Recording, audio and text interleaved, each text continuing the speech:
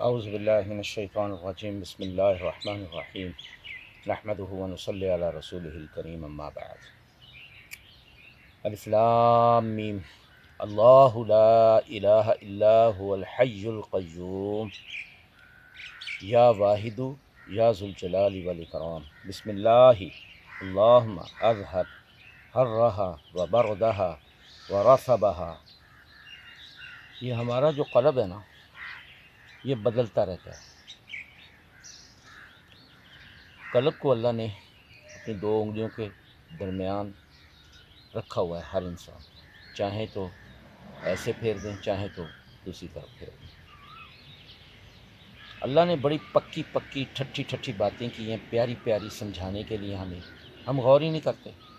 یوم لا ینفع مال ولا بنون الا من آتی اللہ بقلب سلیم۔ دیکھیں، اس دن نہ مال کام آئے گا، نہ اولاد کام آئے گی۔ ہاں، اگر کوئی قلب سلیم لے آیا۔ قلب سلیم وہ جس میں حسد نہ ہو، غیبت نہ ہو، جھوٹ نہ ہو، یہ جتنے بھی کرائمز ہیں نا دل کے، یہ 12-13 بنتے ہیں، تو یہ نہ ہو، تکبر نہ ہو، کیونکہ تکبر جو ہے نا، غرور اور تکبر، یہ اللہ کی چادر ہے۔ جو اللہ کی چادر میں گھسے گا نا، تو اللہ اس کا پاؤڈر بنا کے پیس کے رکھ دیں گے۔ کس چیز کا تکبر کرتے ہیں؟ گندی نالیوں کا تو کیڑا ہے انسان، گندی نالیوں میں پلا ہے، گندے خون سے اس کی پرورش ہوئی ہے۔ تو اپنے آپ کی، اپنی اوقات کو سمجھیں۔ شہرت کو پا لینا، دنیاوی عزت کو پا لینا، عہدے کو پا لینا، مال کو پا لینا، اولاد کو پا لینا، یہ سب وقتی ہے، سب وقتی، مٹ جانا ہے، ختم ہو جانا ہے۔ یہ جسم کا جو لباس ہے، یہ ادھر رہ جائے گا، مٹی ہے۔ منہا خلقناکم وفیہا نعیدکم ومنہا نخرجکم تارۃ اخری۔ اللہ نے فیصلہ کر دیا ہے، سمجھے؟ جو قرآن کو قسم والی بات ہے، سمجھ کے، ڈبکیاں لگا کے، غور و فکر سے تدبر کرتا ہے نا، پھر وہ اپنے جسم پر اپلائی کرتا ہے، خدا کی قسم اس کی زندگی اتنی آسان ہو جاتی ہے۔ کسی ایک اللہ کی صفت کے ساتھ جڑ جائے، ورنہ اللہ سے دعا کریں کہ اللہ مجھے اپنی کسی ایک صفت کے ساتھ جوڑ لیں جو میری ہدایت کا، میری نجات کا۔ ہمارا تو کوئی عمل ہے، خواہ حقوق اللہ ہے، خواہ حقوق العباد ہے، جب تک اس کے اندر ہدایت شامل نہیں ہوگی، اللہ کی منشا شامل نہیں ہوگی، وہ عمل ہی نہیں ہے، کوئی ثواب نہیں ملتا۔ جب تک کسی بھی ہمارے عمل کے اندر اللہ کی منشا نہ ہوگی، اللہ کی رضا نہ ہوگی، اللہ کی ہدایت نہ ہوگی، بیکار ہے سب کچھ۔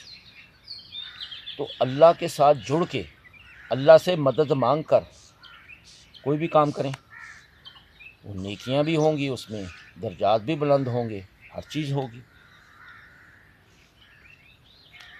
تو وسوسوں کی بیماری بہت ہے، اور انسان سجدے میں ہوتا ہے، اٹھتا ہے، ارد گرد وسوسہ آتا ہے کہ کوئی مجھے دیکھ رہا ہے، میں اس تشہد کو لمبا کر دوں، اس سجدے کو لمبا کر دوں۔ یہ بہت بڑا گناہ ہے، دجالی فتنوں سے بھی بڑا گناہ ہے۔ تو اس کے لیے اللہ جی وسوس فی صدور الناس، اللہ نے حل بتا دی ہے، اس کا ذکر کریں۔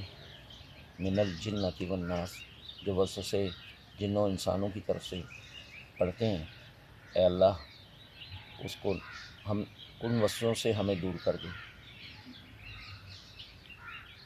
جسم، روح اور نفس کو جوڑ کر جو رکھنے والا ہے وہ ہمارا دل ہے۔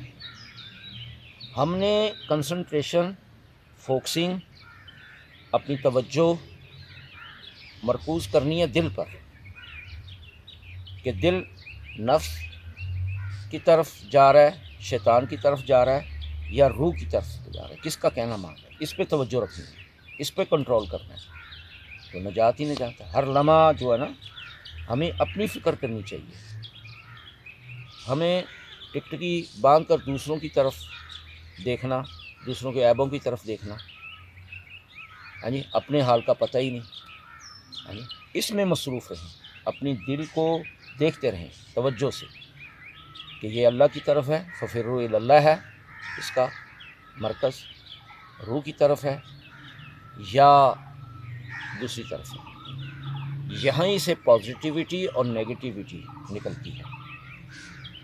تو دل کیونکہ جسم، روح اور نفس کا مرکز ہے، تو ایمان آتا ہے، نفاق آتا ہے، محبت آتی ہے، یا پھر نیگیٹیوٹی آتی ہے، حسد ہے، بغض ہے، تکبر ہے، جھوٹ پن ہے، دل آزاری کرنا ہے۔ تو اس پہ توجہ دیں، دوسروں کو ان کے حال پہ چھوڑ دیں، اپنے اندر دیکھتے رہیں۔ دل پاک ہوگا، راز ہے انسان کا، نیت ہے، ارادہ ہے، اور روح غالب ہے، دل پاک ہے، تو دل میں پھر وہ دل گدازیاں آتی ہیں۔ جب دل گداز ہو، سکون میں ہو، راحت میں ہو، تو سمجھے روح کا غلبہ ہے، ورنہ پھر نفس کو آپ کو مشغول کر دے گا اپنے ساتھ۔ تو اس سے بچنا ہے کہ نفس ہمیں اپنے ساتھ مشغول نہ کرے، ہم روح کے ساتھ، اللہ کے ساتھ جڑے رہیں۔ دل کی جو حقیقت ہے کیسے جاننا ہے، دل کی اصلاح کیسے کرنی ہے، دل کے جو 7 روحانی مقامات ہیں جنہیں لطائف کہتے ہیں، ان کو کیسے جگانا ہے، اس کے لیے آپ کو خانقاہوں میں اللہ والوں کے پاس جانا ہوگا، ورنہ اس روحانیت کے درجے کو آپ نہیں پا سکتے، معرفت کے درجے کو آپ نہیں پا سکتے۔ معرفت اللہ دیتے ہیں اور پھر اس کے بعد آپ کو روحانیت ملتی ہے۔ انسان کی جو حقیقت ہے نا، پھر اس پر کھل جاتی ہے۔ وَحُصِّلَ مَا فِي الصُّدُورِ۔ ہماری نمازیں دکھاوے کی، ہمارا ہر عمل دکھاوے کا، خواہ وہ بیاہ شادی ہو، کچھ ہو، ہر چیز دکھاوے کی ہے۔ تو صدقہ ہم کرتے ہیں شہرت پانے کے لیے، علم حاصل کرتے ہیں غرور و تکبر کو حاصل کرنے کے لیے۔ تو جب ایک ایک گناہ کا سیاہ نقطہ دل پر جمتا ہے نا، تو پھر سیاہ دل ہو جاتا ہے انسان، سخت دل ہو جاتا ہے۔ تو توبہ نصوح کا ایک دروازہ ہے دل کی صفائی کے لیے۔ تو جب ہم بار بار گناہ کریں گے تو دل نے سیاہی ہونا ہے۔ کلا بل رعنا علی قلوبہم۔ تو جو یہ ران ہے نا، گناہ، یہ زنگ جو ہے، یہ دل پر جب لگ جاتا ہے نا دل کو، تو یہ پھیلتا ہے جیسے لوہے کو پانی میں رکھیں، ہیومیڈیٹی میں رکھیں تو زنگ لگتا ہے کہ نہیں لگتا؟ اگر اس کو پینٹ نہیں کریں گے تو زنگ پھر جو ہے نا لوہے کو کھا جاتا ہے۔ اسی طرح گناہ جو ہے نا دل کو کھا جاتے ہیں۔ دل کی بیماری ہے، بلڈ پریشر، یہ کیا ہے؟ یہ anxiety, depression is the main gateway of all diseases. اس سے ہم بچیں گے تو کچھ ہمارا ہوگا۔ انسان کا باطن اس کے سامنے کھول دیا جائے گا۔ تو جب اللہ کہہ رہے ہیں کھول دیا جائے گا اس کا باطن، تو پھر ہمیں سدھرنا چاہیے کہ نہیں سدھرنا چاہیے؟ وَإِذَا الْقُبُورُ بُعْثِرَتْ۔ جب قبریں الٹ دی جائیں گی، نکال دیا جائے گا ہمارے اجسام کو۔ وَحُصِّلَ مَا فِي الصُّدُورِ۔ اور دلوں کے راز نکال لیے جائیں گے۔ اِنَّا رَبَّهُمْ بِهِمْ يَوْمَئِذٍ لَخَبِيرٌ۔ اس دن اللہ ان سے پوری طرح باخبر ہوگا۔ تو اللہ کے سامنے ہم نے پیش ہونا ہے نا، تو اس لیے چاہتے ہیں بغیر حساب کے ہم داخل ہو جائیں جنت میں۔ تو پھر کس نے کرنا ہے؟ رب العالمین نے کرنا ہے۔ تو اس کے لیے اللہ کی رضا کے لیے ہر عمل کریں تو انشاءاللہ اللہ راضی ہو جائیں گے۔ اللہ راضی ہوں گے تو بغیر حساب کے بھی ہم جنت میں چلے جائیں گے۔